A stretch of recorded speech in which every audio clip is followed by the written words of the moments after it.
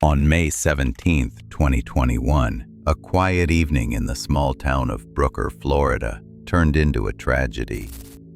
Around 7 o'clock in the evening, residents heard gunshots on Northwest 223rd Street. When the police arrived at the scene, they found a man lying on the ground with gunshot wounds. It turned out to be 44-year-old Tyrone Blocker. He died before the ambulance arrived. Later, it was revealed that he wasn't even the intended target. The investigation determined that Blocker had become an accidental victim of a tangled love affair. 3 people were involved in the crime: Martisha Johnson, her lover Doug Heath, and their mutual acquaintance, Jasmine Webb. Webb and Heath had once been in a relationship, but the woman left him for another man, Derek Williams. Heath's jealousy turned into hatred. Together with Martisha, he decided to find and kill Jasmine's new boyfriend. On the evening of May 17th, Heath and Johnson drove to a rural area of Alachua County, where, according to their information, Williams was supposed to be. They had a gun and were ready to shoot. But everything went wrong. The bullets hit a passerby, Tyrone Blocker, who had nothing to do with them. The investigation revealed that the attack had been carefully planned. Martisha helped Heath and later tried to cover up the traces of the murder. Soon after, police also arrested Jasmine Webb. She had been involved in the conflict that started it all.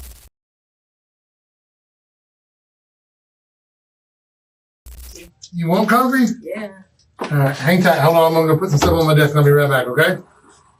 Cool. You don't have no knives or anything on there, is there? Whatever, okay. Just some hand sanitizer. You're not going to mace me when I come in here? No. Okay. What is this? I didn't do that. Chocolate. They locked me in the room. At the beginning of the interrogation, the detective acts calm and casual. He offers coffee, jokes about knives and sanitizer, creating a light, almost friendly atmosphere. At first glance, it seems like an ordinary conversation, but it's actually a carefully planned tactic. Such behavior lowers tension and makes the suspect feel safe. When a person relaxes, they stop carefully controlling their words and emotions, becoming more open. Like, turn the light off. You're going to get me in trouble. So and then you took... Yeah, you sit in a hard chair. And then you took the comfortable chair. Okay, I'm gonna let this ride for a minute because you've been amazing from the get-go. Okay,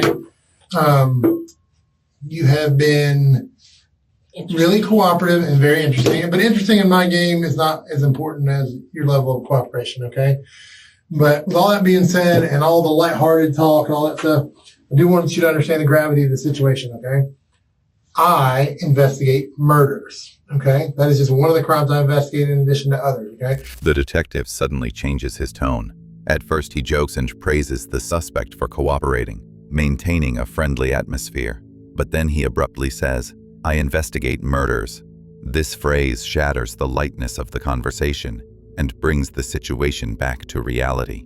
The suspect realizes that she's not talking to a companion, but to an investigator, and that the conversation is about a serious crime. The detective uses contrast, shifting from friendliness to firmness. In doing so, he throws the suspect off balance and makes her feel the full weight of the situation. I'm on a squad that investigates murders. When I go talk to people, more often than not, it's because somebody died, okay? So I know we talked about on the way over here, living your life and doing things, like enjoying your life, not being worried about death. Well, I'm reminded that people die every day. Okay. In this instance, somebody died. Somebody who I don't think, not that I'm going to say who deserves and who doesn't deserve to die, but somebody that by all accounts did not deserve to die. Nobody didn't like the guy or anything, had any beef with him or anything. Some guy's dead. You understand that? I hear you. You hear what I'm saying? Okay. Now, although, you requested to be transported here in handcuffs and all that stuff, and I impressed my colleague that wasn't the best idea. You agreed to drive yourself here. I jumped in with you. We drove here. Everything was good. Had a good conversation. Learned a little bit about you along the way. But now it's like, time to Game time. Yeah, it's game time. Yeah, right. You said you're an athlete, a very accomplished, decorated athlete who is very familiar. If that's in terms you understand, it is kind of game time. In the third segment, the detective finally steers the conversation into a serious direction. He reminds her, "When I talk to people, most of the time it's because someone has died." Then he gently adds that the victim didn't deserve to die and hadn't done anyone any harm. In doing so, he awakens a sense of guilt in the suspect and makes her realize the true cost of what happened. After that, the detective changes his tone and says, "Now it's game time." He reminds her that she's an athlete and uses her own language, turning the interrogation into a kind of competition. It's a subtle psychological move. It sparks her competitive spirit and desire to prove herself instead of shutting down under pressure. I like to afford everybody the opportunity to tell their side, okay? I like to afford people that I believe are truly good people. I like to give them an extra opportunity to come explain stuff, okay? You got to understand the reason we're here is because an investigation was started on Monday and it hasn't stopped, okay? And it's been very productive. Today is Thursday. Okay, Thursday. So we've been working virtually around the clock since Monday. Okay, and that's kind of why, all the people were around your house earlier, all this thing. You saw us, and so with being equipped with that, it's like I'm going to say you kind of expected us to come at some point, and maybe there was even a part of you that was hoping we'd come, so you'd be able to kind of tell your side and maybe clear things up. No. So you mean to tell me you were hoping that I would never show up? I was not hoping anything. I just, like you said, heard what people said. Okay. And then I happened to go outside. I'm like, I've been here for years and years and years. Nobody does that. Right. Okay, so just your observations you saw and you kind of figured out like something's up. Yeah. So we didn't do a very good job of hiding and all that. Absolutely not. And then you figured it out pretty quickly.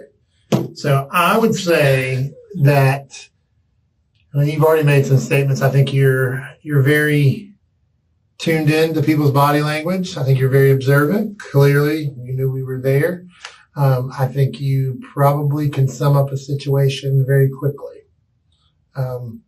Is that a fair assessment? I look at things and I try to make the best sense out of it, of the black and white. Okay. So, given just the gravity of the situation, okay, the fact that we're here at a police station, you have not had handcuffs put on you, okay? I have not told you at any point that you're under arrest, all that stuff, okay? I do want to equip you with your constitutional rights, just so you know, okay?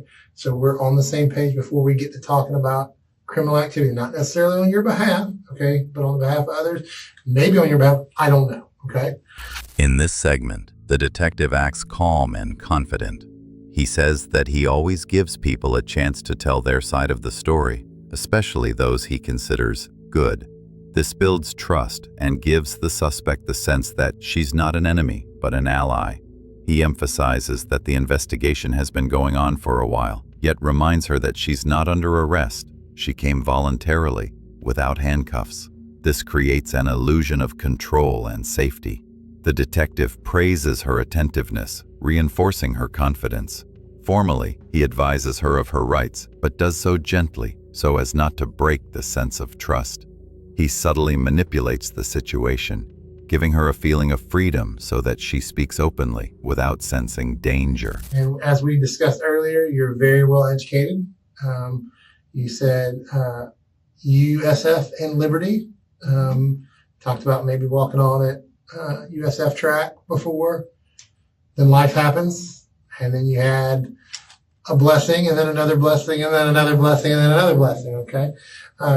But I would hope that sitting here, you probably wouldn't change anything for the world. You probably have, my guess is, just based on my interaction with you, you probably have very beautiful children who are just little rays of sunshine. No? Is that not the case? Okay. I would wait. What? I would wait. You would wait. Okay, so the timing wasn't perfect. Yeah. But then themselves, there's no regrets there, I would think. And they keep me sane. They keep you sane? They probably keep you on your toes, too, I'm sure. In this segment, the detective shifts to personal topics. He talks about her education, athletic background, and children, calling them blessings and little rays of sunshine. Everything sounds warm and kind, as if he genuinely admires her life. When the suspect admits that the timing wasn't perfect, he supports her, noting that her children make her stronger and keep her sane. In doing so, he gently touches her maternal instincts, awakening a sense of responsibility and the desire to appear as a good mother. The detective appeals to her family values, linking honesty with caring for her children. He makes her think, a good mother tells the truth, subtly guiding her toward a confession without applying direct pressure. My 3-year-old does. Okay. What is it about your 3-year-old that keeps you on your toes? She's very witty. Okay. Very, like you wouldn't think she's on the intellectual level that she's on. Right. And she's pretty funny. Yeah. Most people would not describe a 3-year-old as witty, so there's got to be something there. If that's what comes to mind when you're talking about a 3-year-old, most people will be like, oh, I'm glad that they play with their toys, or they do that, and maybe they laugh or something like that. But if you're saying witty, my guess is you're going to have your hands full. Mm-hmm. And so your children, they mean the world to you, right? You would do anything in your power to protect them. Mm-hmm. Okay. Was it kind of upsetting when DCF showed up today?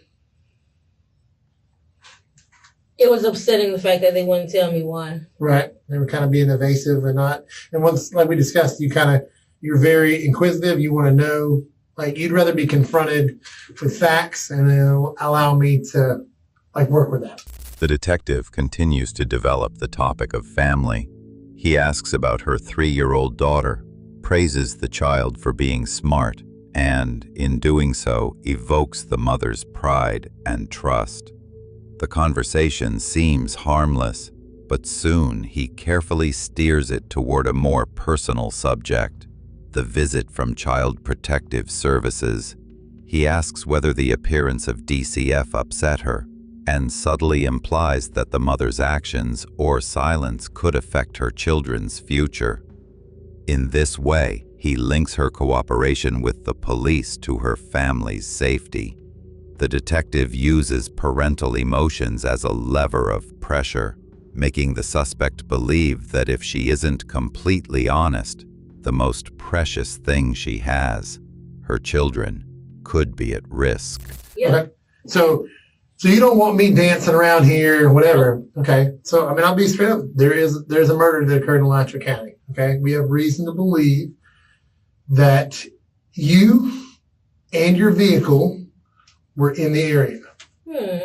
And we have that reason to believe because that's what people are saying. That's what some of the electronic information is telling us. And I told you before, when we get equipped with that information, there's only certain types of people that are in the area of a crime scene, right? We got suspects, we got victims, we got witnesses. In this case, it's pretty apparent, okay, who the victim is. He's no longer with us. He is dead. He's gone on to whatever you believe, if there's an afterlife, not whatever. He's no longer breathing. Okay, his life effectively ended Monday evening by no doing of his own. Okay, and what we're trying to do is try to work backwards and determine what occurred, why it occurred. Is there more to it than meets the eye? Are people that are coming forward, are they being honest with us? Are they misleading us, trying to put more on your plate than needs to be on your plate? But I'm telling you, information we have places you there. So if you'd like to talk about that, I'd love to hear everything from your side. To see it.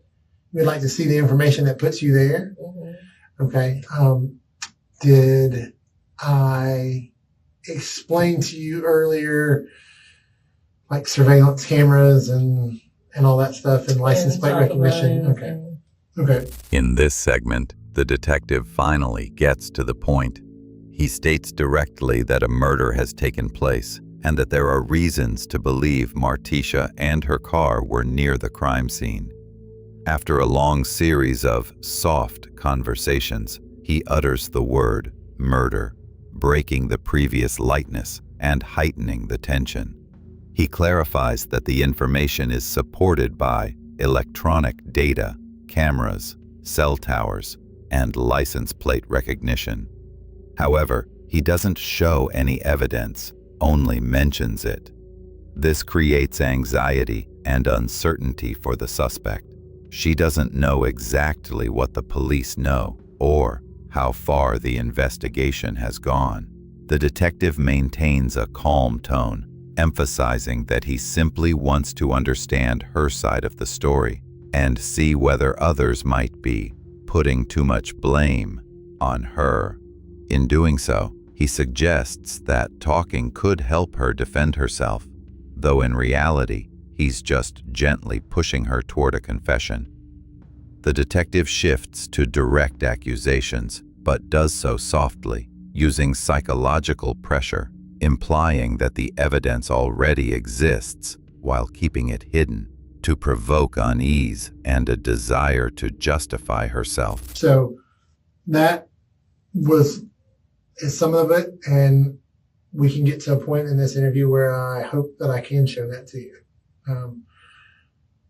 But I would like, if at all possible, to get an unprompted version of events of what occurred Monday and your involvement, if any, without having to rely on that. You don't wish to do that? No.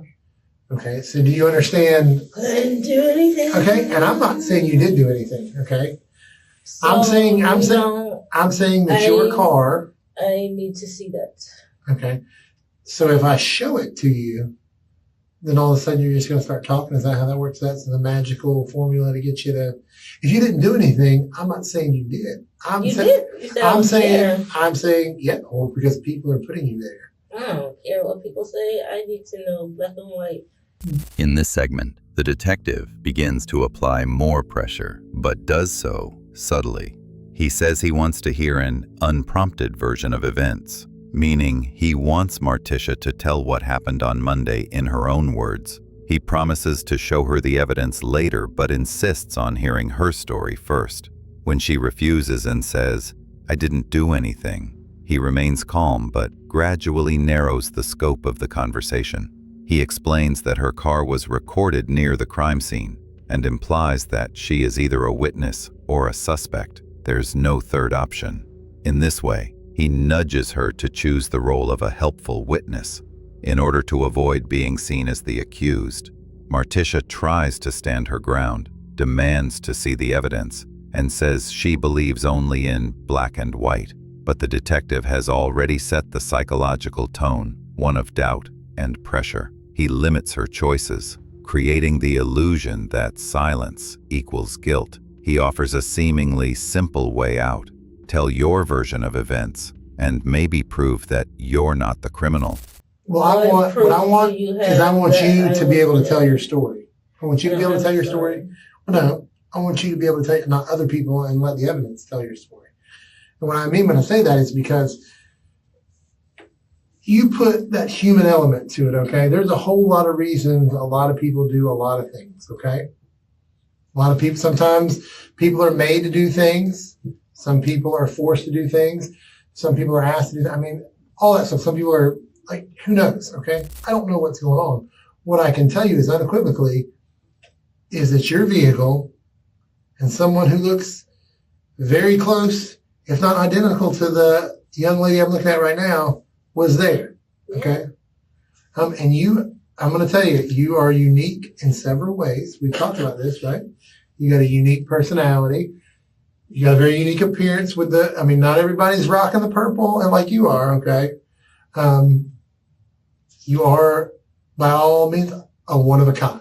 In this segment, the detective moves to direct pressure. He says that cameras captured her car and a woman very similar, if not identical, to Martisha herself. Then he emphasizes her appearance.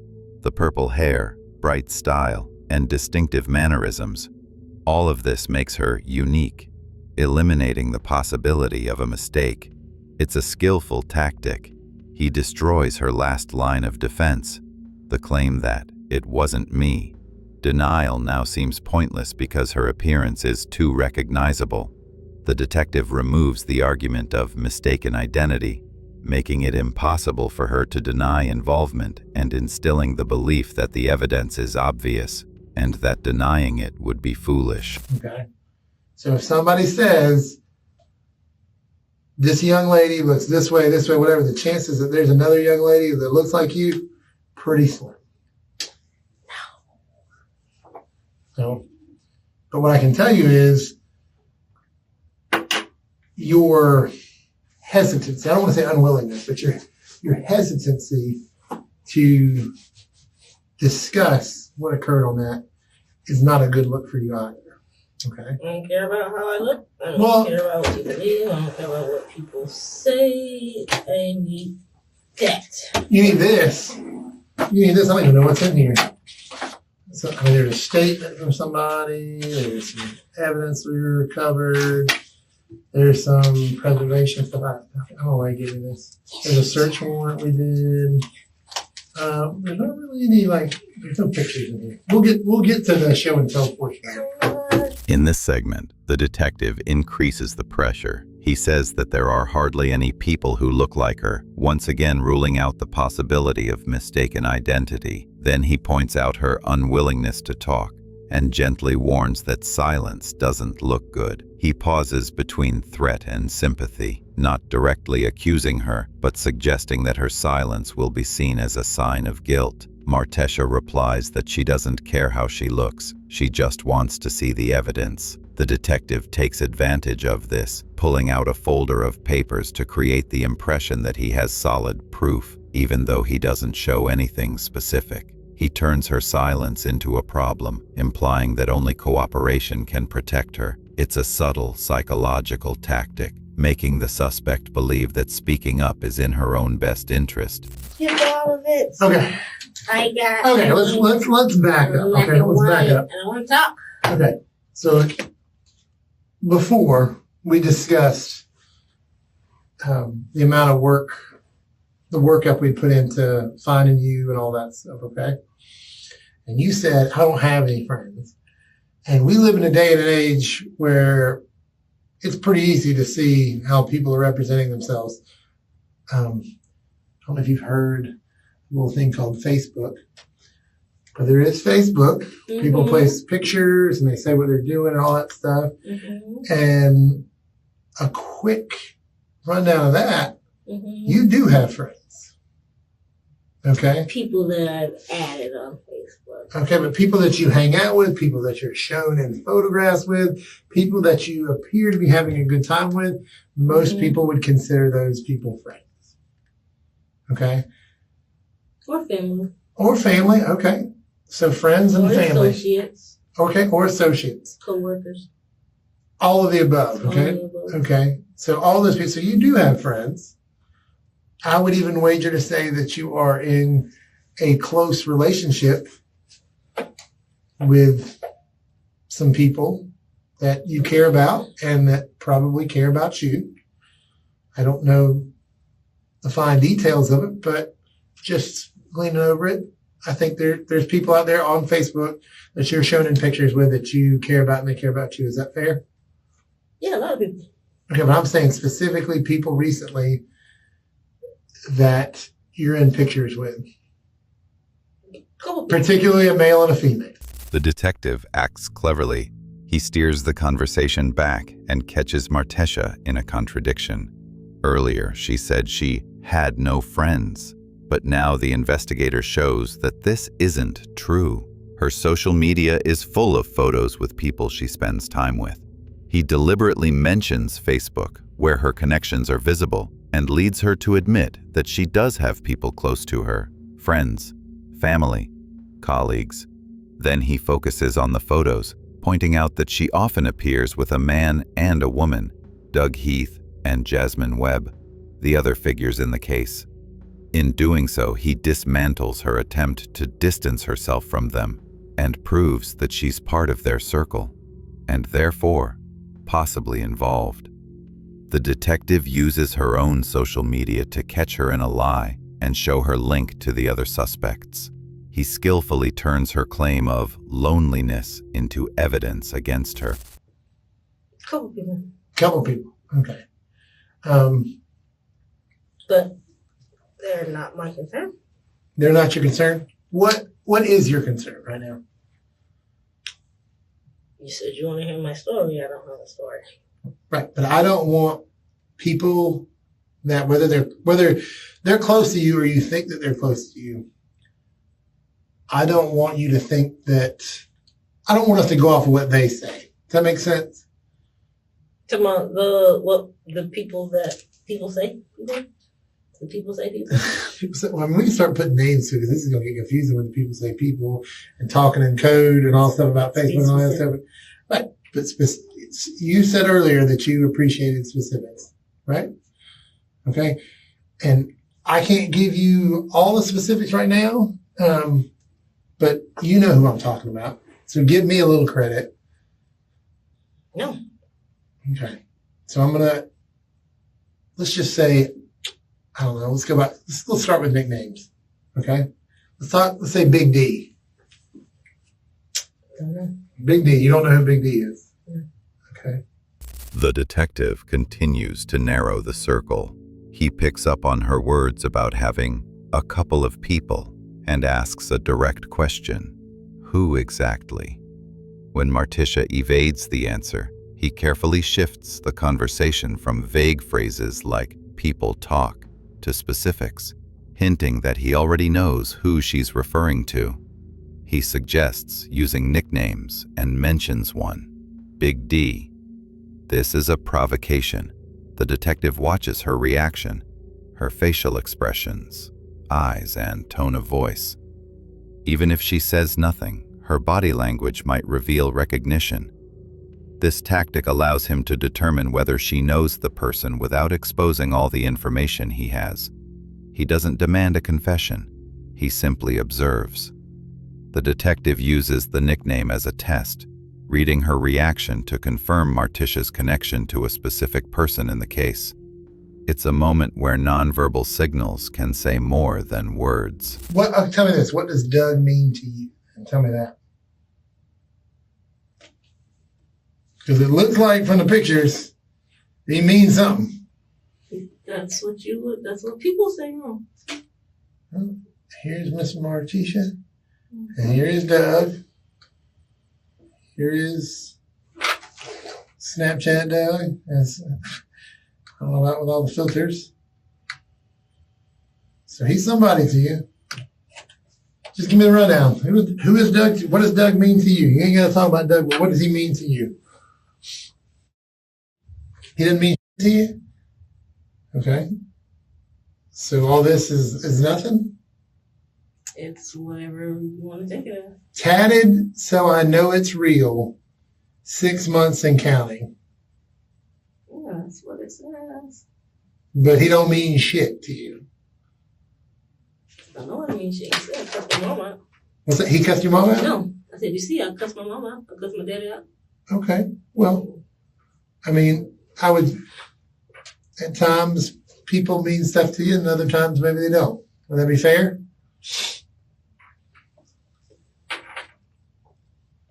You know what one of the worst parts of my job is I watch people, particularly in my experience, well, I don't want to overgeneralize, but females in relationships where their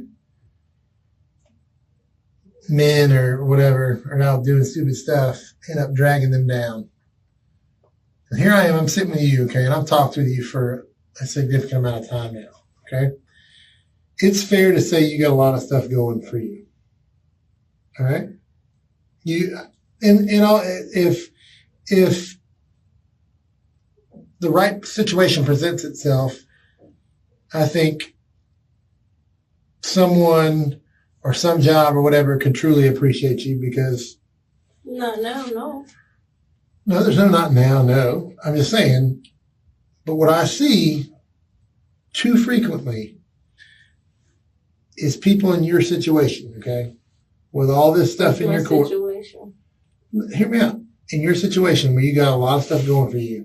In this segment, the detective makes an important emotional move. He asks directly, "What does Doug mean to you?" and supports the question with photographs, proving that there was clearly a connection between them. When Martisha tries to distance herself and says, "It doesn't mean anything," the detective doesn't argue, but shifts to a gentle, almost fatherly tone. He reflects on women who get pulled into trouble by men, presenting it as sympathy rather than accusation. Then he begins to praise Martisha, telling her she's smart, full of potential, and could have been successful if she hadn't gotten involved with the wrong man. This creates an inner conflict. On one hand, he seems supportive. On the other, he hints that being with Doug might cost her everything. The detective blends pressure with empathy, showing her two possible roles: a victim of circumstances or an accomplice. By praising and sympathizing, he makes Martisha want to defend herself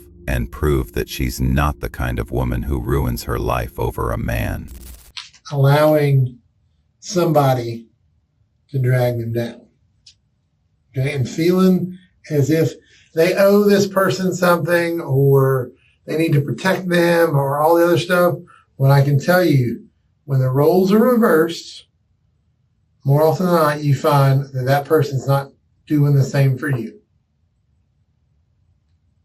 You got kids, okay? You got a life. You got all these things going for you. And you're going to let this drag you down. And I'm going to tell you right now, that's the direction we're headed. How?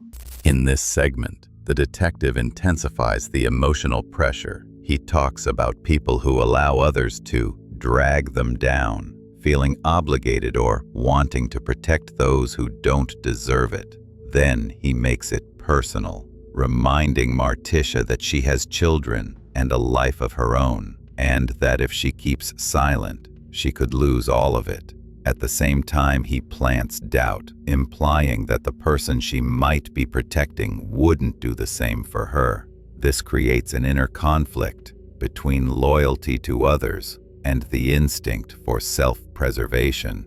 The detective deliberately pushes Martisha toward betraying her accomplices, making her question whether they're worth sacrificing her family and future for. He plants seeds of doubt and begins to break down her sense of loyalty.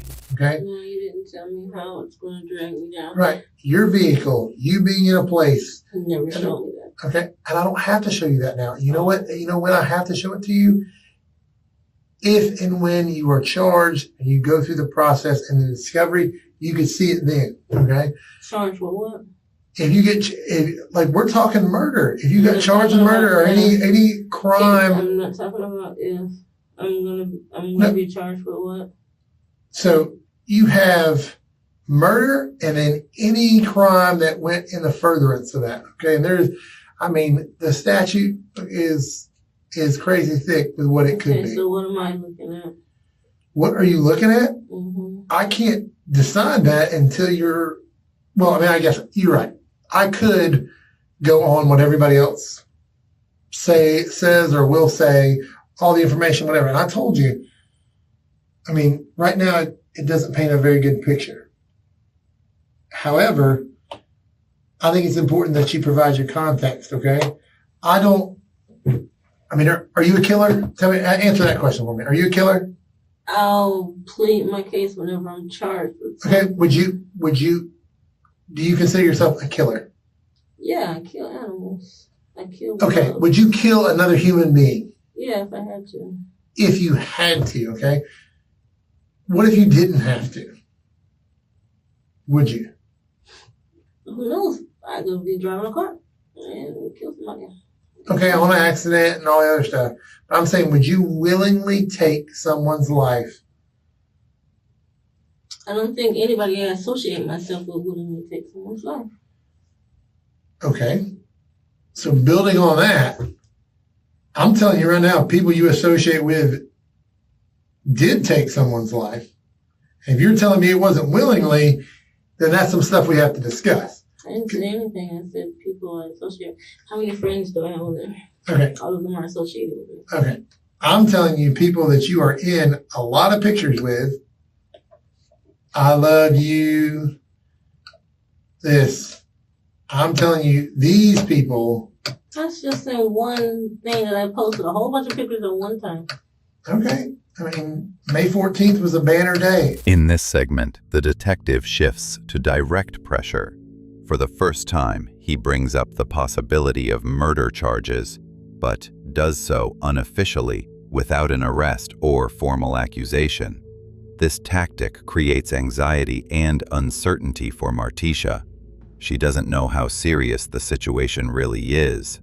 The detective says they already have evidence but will only show it once she's charged. This heightens her fear of the unknown. Then he asks provocative questions like, "Are you a killer?" and "Could you kill someone?" to gauge her reaction and moral distance from the crime. When she insists that she hasn't killed anyone and isn't surrounded by people capable of killing, the detective immediately counters, claiming that the people around her have already committed murder.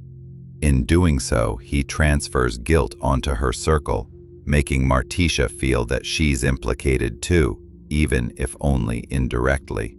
The detective combines fear and confusion, talking about potential charges but never clarifying what exactly they might be. This creates psychological pressure and makes the suspect think it's better to talk now than to wait for an arrest. I get it, but you're not giving me anything beyond that. You're like stonewalling me, and you're like, I don't want to talk about this. I want to talk about me or whatever. And basically, we're sitting I don't here. even talk about me. What? I don't even talk about me. Okay. Since you want to talk about you, that's fine. Tell me what you were doing Monday during the day.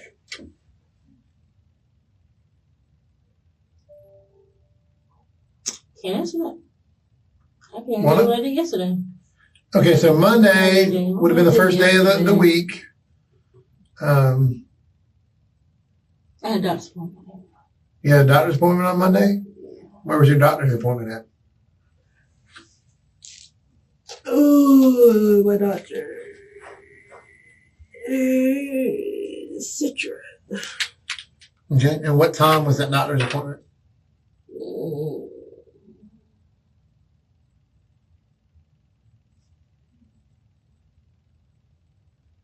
I don't know. Okay, was it in the morning? Was it in the afternoon?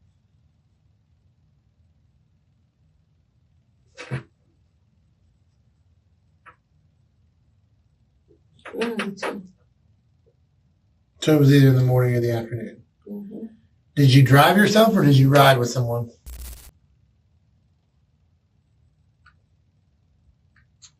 Me. You drove yourself? Yeah. Did anybody go with you? Nobody. Nobody went with you? And how did you get there? Did you take your car or did you take someone else's car? My car. Okay. So you drove yourself. Did anybody else on Monday drive your car? Anywhere? Yeah. Who? I'm not talking about nobody else. Okay. But I told you at the house that I'm not the only one who drives that car. Okay. Who else drives that car? I'm not talking about nobody else. Okay.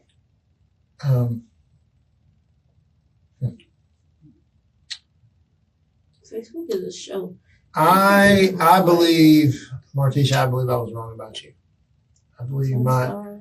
my initial impressions of you, I was I wrong. told you there's 5 of me. Okay, well, all 5 of you, if I've interacted with all 5 of you, You haven't. I was wrong about all of them. In this segment, the detective shifts his tactic from gentle pressure to a trap of contradictions.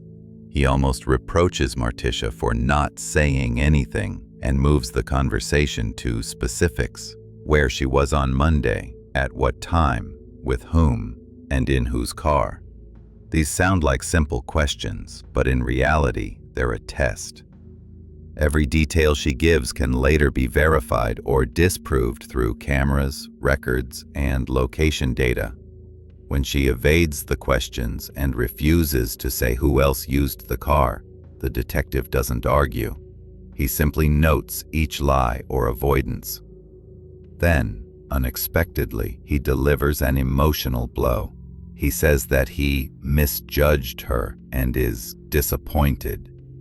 This tactic is more powerful than direct accusation.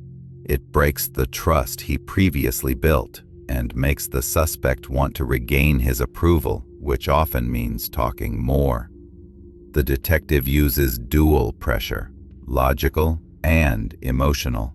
He tests her alibi while simultaneously removing her moral footing, evoking guilt and the desire to rebuild trust by revealing more information.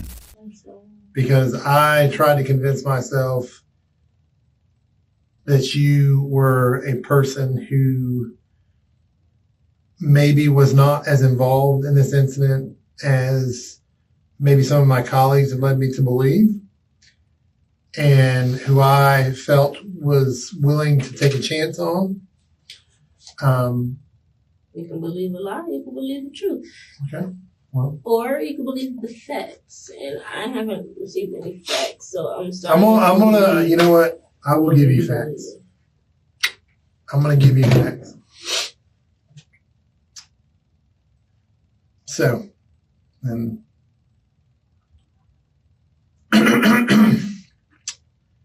dear Mama, where are you? Please come back. We miss you. Are you hurt? Has your phone died? What about Big D and Miss Jasmine? Where are they? Are they hurt? By the way, we are with Nanny, or Nani, I don't know. We have clothes and stuff, but you will be right here. Here, the detective applies the strongest emotional pressure. First, he says he believed in Martisha's innocence, and then he pulls out a letter from her child, in which the child asks their mother to come home. This is the moment when the conversation becomes deeply personal and painful.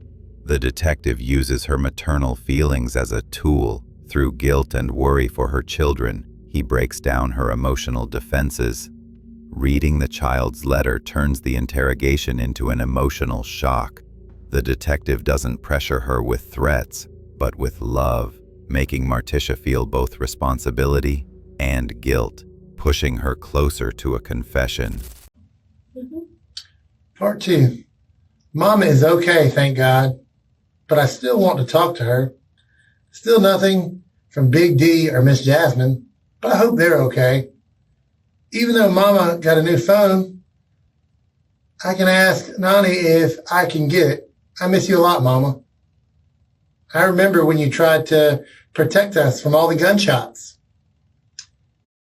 Locked in the trunk, and after that day, you guys were gone. Please come back. We need you, all of us. I remember you said for us to stay strong, and I don't think I can any longer. We need you. Part 3, we need you. From the top of my head to the bottom of my heart. Why did this have to happen? I was not ready for you to leave. I'm too young to lose you. Please, please come back. We all know it was wrong for y'all to bring us. If anything happens, we are praying. But all we ask for is you to come back. Just please come back. That's all we ask.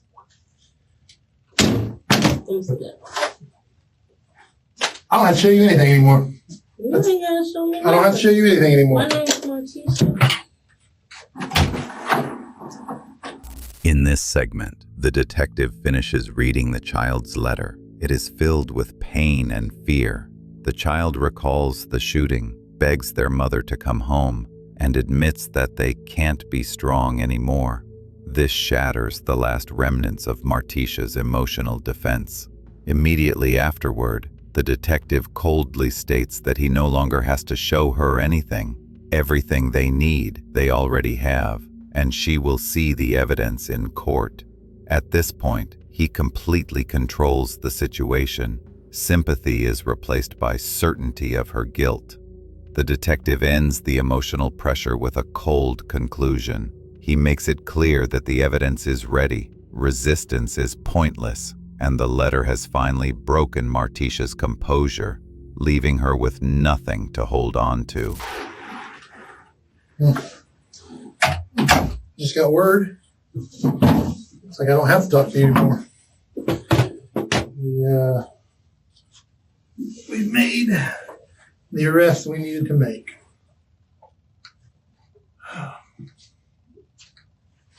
So you just hang out and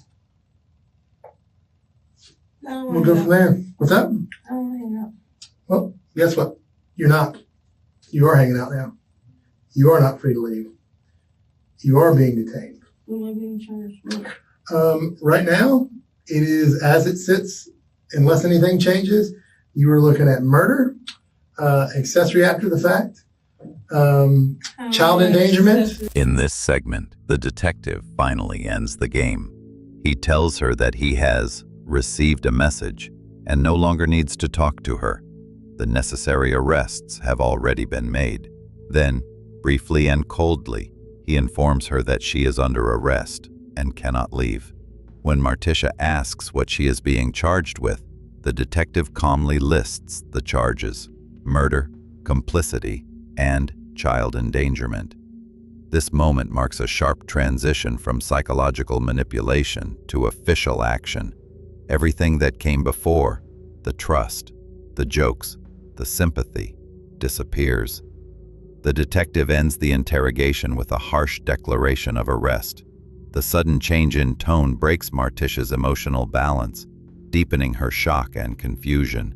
She now realizes it's over, and nothing she says can change the outcome. Child endangerment, which will fall under the child abuse statute. I'm not talking anymore because you are. Well, you didn't do anything to help your case when you were talking, so I don't know why. The detective delivers the final psychological blow. He clarifies that the charge of child endangerment falls under the statute for child abuse and adds that her own words didn't help her case. Then he skillfully turns her own phrase, "You don't have to show me anything," against her. Now her own words sound like an admission, deepening her sense of hopelessness. The detective ends the interrogation by making Marticia feel that she has trapped herself. He closes the psychological loop. Everything she has said is now being used against her, and there is no way out. You told me I didn't have a case. You told me I wasn't being convicted of anything. You just wanted to talk about me. I told you that I had a belief. I had a belief that you did. I had a belief. Representation, because you're using wordplay. I told you I had a belief that I wanted you. You're not listening. Marticia, you're not listening. You were listening. Okay. I told you that I had a belief that you were hopefully a witness to this. The way you have represented yourself and the way you have wasted your time and the way you've wasted mine leads me to believe that you have additional involvement in this incident. Okay. And when everybody else talks, which trust me, they will, and they tell us. In this segment, the tension reaches its peak. Marticia accuses the detective of lying. After all, he had previously assured her that she didn't have a case. Now she feels betrayed. But the detective responds coldly.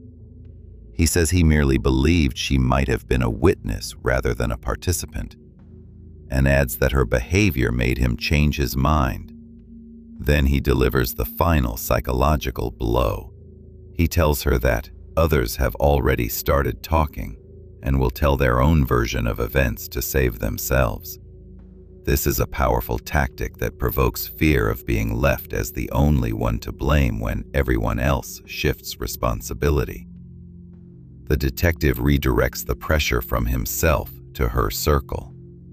He destroys any remaining trust and implants the thought, if you don't start talking now, the others will, and all the blame will fall on you. And you had this opportunity, you're going to regret sitting here because guess what? Your kids that wrote that letter, you're not going to see them again. I hate to tell you, except behind like bars. That's how they're going to see you for the rest of your life and the rest of theirs. Because I thought you were somebody who maybe made a mistake, got tangled up with the wrong people, maybe got taken along for the ride. I could not have been more wrong because you had an opportunity to sit here and tell me that and you didn't. And I wasted my time and I rolled the dice on you and I was wrong. He tells Martesha that she has missed her chance to explain her side of the story and will now pay for her silence. He states bluntly that her children will never see their mother again, except through prison glass. The detective says this without shouting, but with cold, steady confidence, turning her silence into proof of guilt.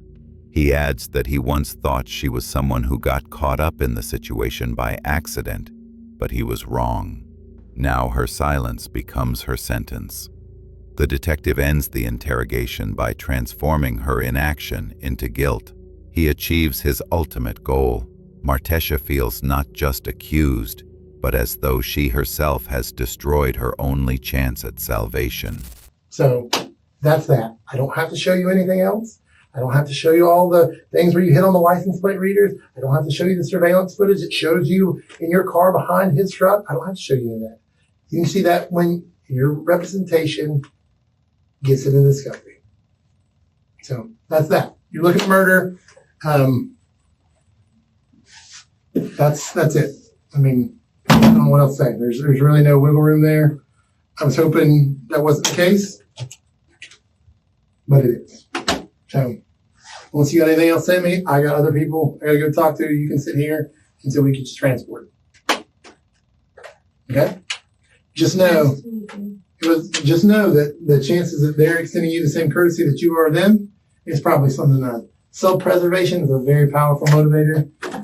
And when they roll, just remember this. We had this opportunity. And you're going to have regrets. And I hate that for you. And I hate that for your kids. I hate that for having to read that letter that was authored by a child of yours. And yeah, here, I'll show it to you. I'll show you. You said you had to show me that. No, I'll show it to you. I'm not making it up. I'm not making it up. This was authored by Janai. You got the arrest of the person that you need to. You don't need to talk to me anymore.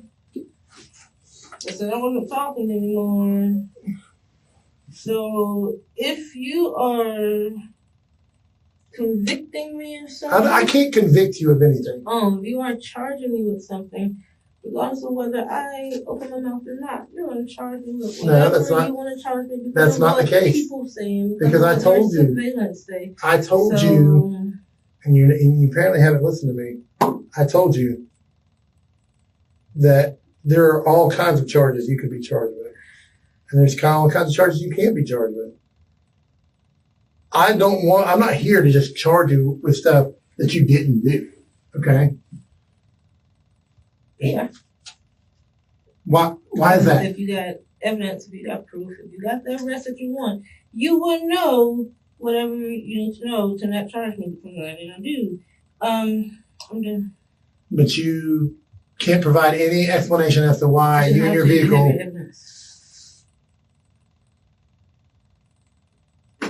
So you want me to present a case in which mommy knew enough to leave her kids in the car because they were going down the street to do something, and then the kids were close enough to where they could hear the gunshots. So there's only so many ways you can play that. Either you care truly about your kids, you didn't want to see them get hurt and all that other stuff, or you knew exactly what was getting ready to go down and you left them there in that car by themselves as what happened down the road happened. I mean, I'm still scratching my head as to why you were there in the first place. It doesn't make any sense. Other than you had involvement or got drug into something. And I was hoping that you got drug into something. But your lack of cooperation here, sitting here right now, tells me that you weren't just drug into something. 1 + 1 = 2. 1 in correlation with 1, 2 gives you 2. If 1 doesn't make sense, then it doesn't make sense. You're And there, one Martisha. You're there. has nothing to do with 1 and 2. You're absolutely there. And you cannot provide any explanation for why you're there. The detective coldly states that he is not obligated to show her the evidence, the cameras, license plate records, and video from the crime scene. She will see all of it in court. His confidence leaves no doubt. The investigation is complete, and the outcome is already decided. Then he delivers a powerful emotional blow. He asks why a mother would leave her children in the car while gunshots were being fired nearby. He shifts the conversation from the legal to the moral sphere. It's no longer just about a murder charge, but about failing her children. After that, he contrasts two possibilities. Either Martisha was caught up in the situation by accident, or she knew what was going to happen. But, he says, her silence proves the latter. The detective fuses logic with moral pressure, turning the crime from a matter of law into a matter of conscience, making Martisha not only a suspect, but a mother who failed to protect her children. It is the final psychological blow, leaving her with no escape. Reasonable to think that if you can't provide an explanation, you're withholding information because you were involved. It's reasonable without a shadow of a doubt. Oh, it's pretty good. Reasonable without a shadow of a doubt. Yeah. You can take your chance all you want. This was an opportunity for you. I asked for a lawyer a while ago. Did you? You want an attorney? You have an attorney? Yeah. I did not hear you ask for an attorney. I heard you say you didn't want to speak with me anymore, and then you kind of waffle back and forth. If you're saying you want an attorney, I'll discontinue this conversation right now. And then what happens? And then we do paperwork, and you go to jail on charges of murder and everything related to that. And guess what? What? You just hit anyone. Yeah, I mean, okay, yeah. All right, hang tight.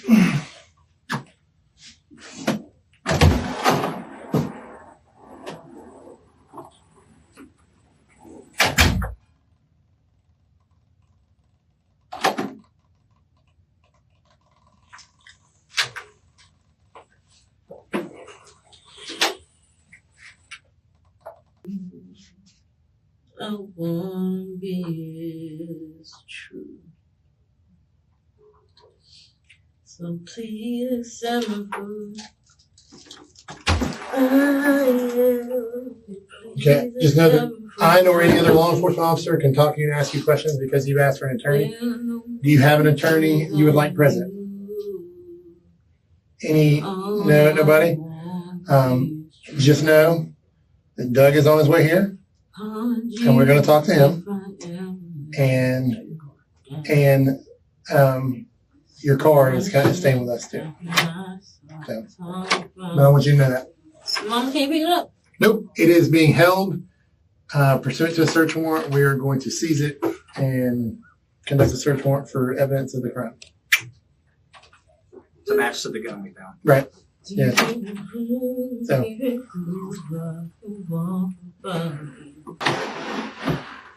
Ma'am? Well, I see that you're breathing and you're probably okay, but I want to make sure you're okay. Can you sit up and talk to me, please? Or roll over if you like. You don't have to sit all the way up. What you doing on the ground, babe? Huh? I can't hear you, hon. Say that again. Your legs are weak? Well, how about you sit in the chair and you can rest on the table like you were? Okay? I'm trying to find a blanket, but there's nothing around here. Yeah, Or we just lay on the floor. You want to stay down on the ground? What's your name?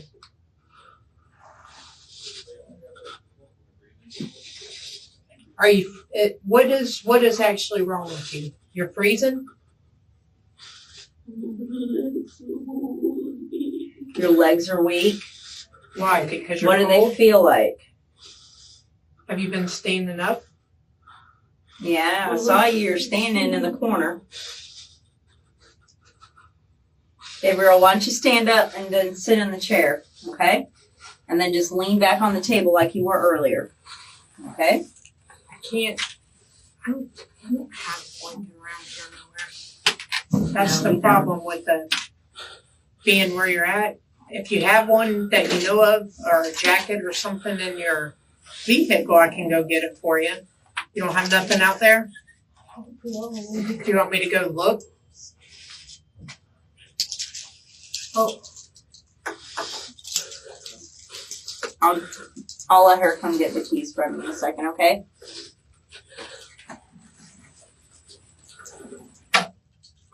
In this segment of the interrogation, the tension reaches its emotional peak. The detective insists that her silence proves her guilt. If you can't explain it, then you're hiding something. When Martisha asks for a lawyer, he acknowledges her right, but immediately adds that in that case, she will simply go to jail for murder. It's subtle pressure, legally permissible, but psychologically devastating. After announcing the confiscation of her car and the start of a search, Martisha begins to lose strength. She collapses to the floor, complaining of weakness in her legs and feeling cold. Seeing this, the detective offers her a chair and even a blanket. The gesture appears caring, but in reality, it marks her complete breakdown, the shift from emotional exhaustion to physical collapse. The final scene is symbolic. Martisha lies on the floor, defeated and drained. The detective no longer needs to apply pressure. He has already won. Her body mirrors her inner state, fear, helplessness, and the realization that the fight is over.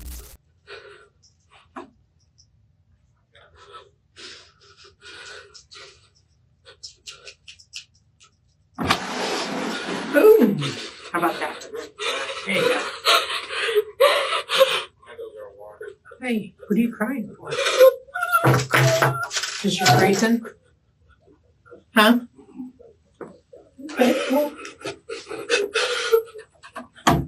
cover it up the opposite way to probably give you more warmth. Is that better? Is that why you're crying? Is that going to warm you up some? I mean, I'm in here in short sleeves. I told him before I came I get cold easy. Well, I think if you'll sit in that chair, or even sitting in the chair the whole time. I know it gets cold when your blood settles, right? But just keep yourself covered up, okay? If you give yourself a chance, like rub your arms, give yourself a little bit of a chance to warm up, okay? And I think you'll be good. Does that sound good? I'll come check on you in a few minutes. But that's the best I can do for right now, unless you think you have something bigger in your car. Do you think? Do you want me to look? You can look Where would something be?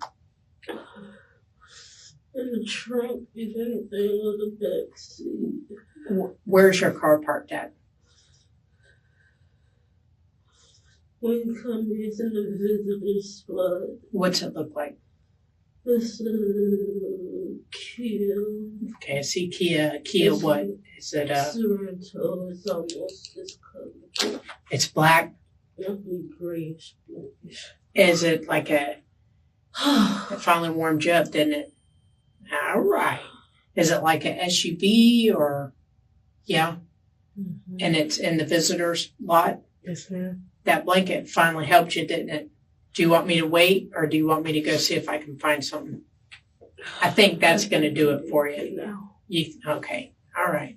I'll check on you in a few minutes, and I think, yeah, that should start taking the edge off for you. Thank you. You're welcome.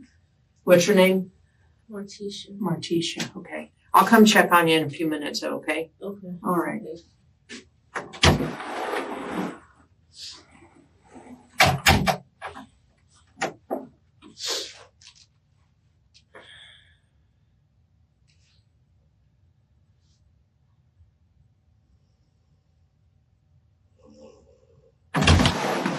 Miss Johnson, wakey, wakey.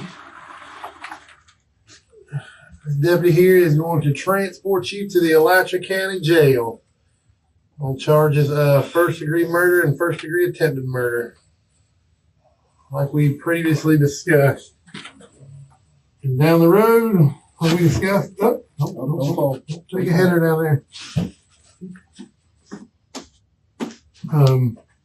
So, just FYI, we're going to your car is subject to a search warrant, so we got that. That's going to be in our yard. So if you want to designate a family member or somebody to pick it up, I think your mom might actually be on the registration. So just have her reach out to us, and as soon as we're done with it, we'll make sure it gets to her, so that way you guys aren't accruing fees and whatnot. Beyond that, what's your deal? You're fine in here. You're just cold? Okay. You got to put your hands behind your back and put you in handcuff yourself. At the end of the interrogation, the detective calmly tells Martisha that the conversation is over. From now on, the court will decide everything, and she will see the evidence only through her lawyer. At that moment, all control is finally taken away from her. There is no more dialogue, no more hope, only the anticipation of punishment. The court found Martisha guilty of first-degree murder of Tyrone Blocker, attempted murder, and accessory after the fact. She was sentenced to life imprisonment without the possibility of parole. Doug Heath received the same sentence, while Jasmine Webb, who made a plea deal with the prosecution, was convicted of manslaughter and sentenced to 12 years in prison.